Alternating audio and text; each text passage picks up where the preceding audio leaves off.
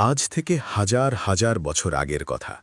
পৃথিবীর বুকে এমন একটা জাতি ছিল যাদের কথা শুনলে আজও মানুষের গা শিউরে ওঠে। তারা ছিল অসাধারণ শক্তিশালী। তাদের শরীর ছিল পাহাড়ের মতো বিশাল। তারা পাথর কেটে আকাশ ছোঁয়া অট্টালিকা বানাত। তাদের ঘোড়ার খুরের শব্দে মাটি থরথর পরে কাঁপত। রাতের বেলা তাদের শহরের আলো এত দূর পর্যন্ত ছড়িয়ে পড়ত যে মনে হতো যেন আরেকটা সূর্য মাটির উপর জ্বলছে। এই জাতির নাম ছিল আদ। কিন্তু এত শক্তি, এত সম্পদ, এত ক্ষমতা পেয়ে তারা একটা কাজই করেছিল, অহংকার। এবং সেই অহংকারের পরিণামে তাদের উপর যা নেমে এসেছিল সেটা আজও ইতিহাসের সবচেয়ে ভয়াবহ অধ্যায়গুলোর একটি। আজকে আমরা সেই ইতিহাস জানাব। আদ জাতির গল্প বুঝতে হলে আরেকটু পেছনে যেতে হবে হজরত নূহ আলাইহিসসালামের সময়। আপনারা জানেন, আল্লাহ তাআলা একবার পুরো পৃথিবীকে পানিতে ডুবিয়ে দিয়েছিলেন। সেই মহাপ্লাবনে কেবল তারাই বেঁচেছিল যারা নূহ আলাইহিসসালামের নৌকায় উঠেছিল। বাকি সবাই সেই ঢেউয়ের নিচে হারিয়ে গিয়েছিল। সেই ভয়াবহ রাতটার কথাটা একটু মাথায় আনুন। বৃষ্টি পড়ছে, কিন্তু এটা সাধারণ বৃষ্টি নয়। মাটি ফুঁড়ে পানি উঠছে, চার দিক থেকে পানির দেয়াল উঠছে। মানুষ দৌড়াচ্ছে, চিৎকার করছে, কিন্তু কোথাও যাওয়ার জায়গা নেই। এই ভয়াবহ অবস্থায় নূহ আলাইহিসসালাম নৌকার ডেকে দাঁড়িয়ে একটাই কাজ করছিলেন, তার অবাধ্য সন্তানকে ডাকছিলেন। সেই সন্তান তখন একটা পাহাড়ের চূড়ায় দাঁড়িয়ে, পানি তার গোড়ালি ছুঁয়ে গেছে। নূহ আলাইহিসসালাম চিৎকার করে বললেন, বাবা, আল্লাহর উপর ঈমান আনো, নৌকায় উঠে এসো। আজ পুরো দুনিয়া তলিয়ে যাবে, কেউ বাঁচবে না। কিন্তু সন্তান ফিরল না। পিছু ফিরে বলল, তোমার আল্লাহর প্রয়োজন নেই, তোমার নৌকার প্রয়োজন নেই। আমি উঁচুতে আছি, এই ঝড় আমার কিছু করতে পারবে না। এরপর একটা বিশাল ঢেউ এলো, পানির দেয়াল সন্তানকে গ্রাস করে নিল। নূহ আলাইহিসসালামের সামনেই। নবী হলেও তিনি মানুষ, বাবা। সন্তানকে চোখের সামনে হারানোর কষ্ট তার বুক ভেঙে দিল। কিন্তু তিনি ভেঙে পড়লেন না। নৌকার ভেতরে সেজদায় পড়ে গেলেন। তার বেঁচে থাকা সন্তানদের জন্য আল্লাহর দরবারে হাত তুললেন। তিনি দোয়া করলেন, হে আল্লাহ, আমার এই সন্তানদের বংশকে শক্তি দাও। মরুভূমির কঠিন জীবনে যেন তারা টিকে থাকতে পারে। বাতাসকে তাদের জন্য সহায় করে দাও, নয়তো মরু ঝড়ে তারা বাঁচতে পারবে না। আল্লাহ তাআলা সেই দোয়া কবুল করলেন।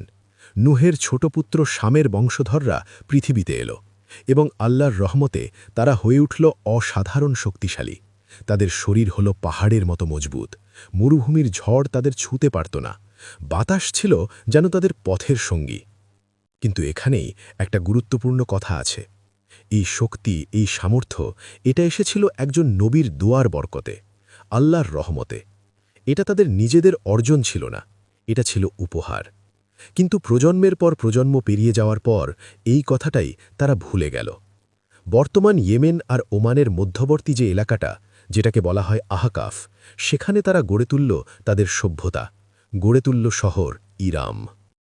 পবিত্র কোরআনে আল্লাহ তাআলা নিজেই উল্লেখ করেছেন, বলেছেন, ইরামা জাতিল ইমাদ, অর্থাৎ স্তম্ভের শহর ইরাম। এই শহরটা কেমন ছিল সেটা একটু কল্পনা করুন। পাথর কেটে তৈরি বিশাল বিশাল স্তম্ভ, সেগুলো এত উঁচু ছিল যে মনে হতো আকাশের সাথে কথা বলছে। তাদের ঘরের দরজাগুলো এত উঁচু ছিল যে ঘোড়ার পিঠে বসে একজন আরোহী অনায়াসে ভেতরে ঢুকে পড়তে পারত। তারা যে পাথরের পাত্র ব্যবহার করত সেগুলো এত বড় ছিল যে একটা পাত্রেই পুরো বংশের রান্না একসাথে হয়ে যেত। দূর থেকে দেখলে মনে হতো পুরো শহরটা যেন পৃথিবীর বুকে বসানো একটা রাজমুকুট। আর এই শহরের মানুষগুলো, তারা ছিল সাধারণ মানুষের চেয়ে কয়েক গুণ লম্বা আর শক্তিশালী। পাহাড়ের গায়ে, নদীর তীরে আজও যে বিশাল পায়ের ছাপ পাওয়া যায়, গবেষকরা মনে করেন সেগুলো এই আদ জাতিরই স্মৃতি। দেখলে মানুষ বিস্ময়ে হতবাক হয়ে যায়। এই সব পেয়ে আদ জাতি কি করল? তারা ভুলে গেল এই সব কোথা থেকে এসেছে। তারা ভুলে গেল যে তাদের পূর্বপুরুষ শামের দোয়ার বরকতে, আল্লাহর রহমতে তারা এই শক্তি পেয়েছে। তারা ভাবতে শুরু করল এই শক্তি তাদের নিজেদের, এই ক্ষমতা তাদের জন্মগত অধিকার। তারা বলতো, এই মাটির উত্তরাধিকারী একমাত্র আমরাই। আমরা চিরকাল এখানে থাকব, আমাদের চেয়ে শক্তিশালী আর কে আছে? আর যে বাতাস আল্লাহ তাদের সহায় করে দিয়েছিলেন, সেই বাতাস নিয়েও তারা অহংকার করতে শুরু করল। তাদের যুবকরা উপত্যকার মাঝে দাঁড়িয়ে দুই হাত ছড়িয়ে বলতো, দেখো, যে মরু ঝড়ে অন্যদের নিঃশ্বাস বন্ধ হয়ে যায় সেই ঝড়ে আমাদের কিছুই হয় না। তারা জানত না এই বাতাস তাদের বন্ধু হয়নি তাদের যোগ্যতার কারণে, হয়েছিল আল্লাহর হুকুমে একজন নবীর দোয়ার বরকতে। একদিন দূর দেশ থেকে একজন রাষ্ট্রদূত এলেন আদ জাতির রাজসভায়। রাজসভায় তখন উৎসব চলছিল। সর্দার সোনার সিংহাসনে বসে, চারদিকে তার অনুসারীরা, হাসি ঠাট্টা চলছে। সর্দার উঠে দাঁড়াল, গর্জন করে বলল, শুনুন সবাই, এই পৃথিবীতে আমাদের চেয়ে শক্তিশালী আর কেউ নেই। এই মাটি আমাদের, এই আকাশ আমাদের, আমরাই সেরা। চারদিক থেকে হাততালি আর চিৎকার, কিন্তু রাষ্ট্রদূত চুপ করে রইলেন না। তিনি উঠে দাঁড়ালেন, শান্ত কিন্তু দৃঢ় কণ্ঠে বললেন, একটু থামুন। আপনাদের এই শক্তি কোথা থেকে এসেছে সেটা কি আপনারা জানেন? আপনাদের পূর্বপুরুষ নবী নূহের সন্তান শামের দোয়ার বরকতে আল্লাহ আপনাদের এই নেয়ামত দিয়েছেন। এই শক্তি আপনাদের নিজেদের অর্জন নয়, এটা আল্লাহর দান। তাই অহংকারী না হয়ে আল্লাহর কাছে কৃতজ্ঞ হওয়া উচিত। রাজসভায় পিন পতন নীরবতা। তারপর সর্দারের মুখ রক্তলাল হয়ে গেল। নির্দেশ দিল, এই লোককে ধরো, হাত পা বেঁধে মরুভূমিতে ছুড়ে দাও, 3 দিন মরুঝড়ে রেখে দাও, দেখি তার আল্লাহ তাকে বাঁচায় কিনা। রাষ্ট্রদূতকে মরুভূমিতে ফেলে দেওয়া হল। 3 দিন 3 রাত তীব্র ঝড়ে, বাঁধা অবস্থায়। তৃতীয় দিনে ঝড়ের মধ্যে শ্বাসরুদ্ধ হয়ে তিনি মারা গেলেন। আর সর্দার, সেই একই ঝড়ের মধ্যে তার কিছুই হল না। সর্দার উল্লাস করে বলল, দেখলে, এই বাতাস আমাদের গোলাম, আমাদের হুকুমেই চলে। যে আমাদের বিরুদ্ধে কথা বলেছে সেই বাতাসেই শেষ। কিন্তু এই ঘটনাটা আসলে ছিল একটা সতর্কবার্তা। আল্লাহ তাআলা তাদের দেখাচ্ছিলেন, তোমরা কতটা অন্ধ হয়ে গেছ। শেষ সুযোগ শেষ হওয়ার আগে ফিরে এসো। কিন্তু তারা ফিরল না।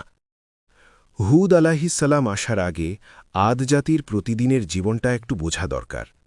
সকালে উঠে তারা প্রথমে তাদের মূর্তিগুলোর সামনে গিয়ে দাঁড়াত, মাথা নত করত। কিন্তু সেই মাথা নত করার মধ্যে ভক্তি ছিল না, ছিল একটা লেনদেনের সম্পর্ক। তারা বলতো, আমরা তোমাদের পূজা করছি, তোমরা আমাদের শক্তি দাও, আমাদের শত্রুদের পরাজিত করাও। তাদের সভা সমাবেশগুলো হতো উপত্যকার মাঝখানে, বড় বড় পাথর বিছানো থাকত বসার জন্য। বয়োজ্যেষ্ঠরা সামনে বসতেন, তারা তাদের বীরত্বের গল্প বলতেন, কোন যুদ্ধে কতজনকে হারিয়েছেন, কোন রাজ্য জয় করেছেন, কোন পাহাড় ভেঙেছেন। আর তরুণরা শুনত, চোখে স্বপ্ন নিয়ে। তাদের শিশুরাও অন্যরকম ছিল। ছোটবেলা থেকেই তাদের শেখানো হতো, তোমরা শ্রেষ্ঠ, তোমাদের সমকক্ষ কেউ নেই। বয়োজ্যেষ্ঠরা গর্ব করে বলতেন, দেখো আমাদের এই শিশুরা, বড় হলে পাহাড়কেও হার মানাবে। একটা বিচিত্র ব্যাপার ছিল তাদের মধ্যে, তারা সমালোচনা একদম সহ্য করতে পারত না। কেউ যদি তাদের কোনো কাজের সমালোচনা করত, সে যত দুর্বলই হোক, তার উপর চড়াও হতো, তাকে অপমান করত, কখনো কখনো শাস্তি দিত। দুর্বলরা তাই তাদের সামনে মিথ্যা প্রশংসা করত, বলতো, আপনারাই সেরা, আপনাদের মতো কেউ নেই, ভয়ে। আর আদ জাতি সেই মিথ্যা প্রশংসাকে সত্যি মনে করত। এভাবেই তারা আরও গভীরে ডুবে যাচ্ছিল। আল্লাহ তাআলা সবসময় কোনো জাতিকে শাস্তি দেওয়ার আগে সেই জাতির কাছে নবী পাঠান, সতর্ক করেন, সুযোগ দেন। আদ জাতির জন্যেও তিনি নবী পাঠালেন, কিন্তু একটা অদ্ভুত ব্যাপার করলেন। আদ জাতির অহংকার ছিল তাদের শক্তি নিয়ে, তাই আল্লাহ তাআলা তাদের মধ্য থেকেই একজনকে নবী বানালেন, যিনি হবেন তাদের সবার চেয়ে শক্তিশালী, যাতে তারা একথা বলতে না পারে যে এই নবী আমাদের চেনেন না, আমাদের মতো নন। সেই নবীর নাম হল হজরত হুদ আলাইসাল্লাম। হুদ আলাইসাল্লাম যখন যুবক হলেন, বয়োজ্যেষ্ঠরা ভেবেছিল এই ছেলে একদিন আমাদের সেরা যোদ্ধা হবে, অন্য রাজ্য দখলে সাহায্য করবে, কারণ হুদ আদ জাতির মধ্যেই সবচেয়ে শক্তিশালী। কিন্তু সবাইকে অবাক করে দিয়ে হুদ আলাইসাল্লাম বাজারের মাঝখানে দাঁড়িয়ে বলে উঠলেন, হে আমার জাতি, তোমরা কেবল এক আল্লাহর ইবাদত করো, তিনি ছাড়া তোমাদের কোনো মাবুদ নেই। এই মূর্তিগুলো তোমাদের কিছুই দেয়নি, দিতেও পারবে না। তোমরা যা পেয়েছ সব আল্লাহর দেওয়া। বাজারে হাসির রোল পড়ে গেল। কেউ কেউ বলল, হুদ পাগল হয়ে গেছে। বাচ্চারা তার গলার স্বর নকল করে ব্যঙ্গ করতে লাগল। বয়োজ্যেষ্ঠরা ক্ষেপে গেলেন, বললেন, কি বলছো তুমি? আমাদের বাপদাদার ধর্ম ছেড়ে দিতে বলছ? তুমি পাগল হয়ে গেছ? হুদ আলাইসাল্লাম বললেন, আমি পাগল নই। তোমাদের শক্তি মূর্তির কারণে আসেনি, এসেছে নূহ আলাইসাল্লামের দোয়ার বরকতে, আল্লাহর রহমতে। আমি তার তরফ থেকে তোমাদের সতর্ক করতে এসেছি। তখন সর্দার উঠে দাঁড়াল, বলল, হুদ, তুমি কি সেই রাষ্ট্রদূতের কথা মনে করতে পারছ? সেও তোমার মতো এক আল্লাহর কথা বলেছিল। মরুঝড়ে তার কি পরিণতি হয়েছিল সেটা তো দেখেছ। তোমারও কি সেই পরিণতি চাও?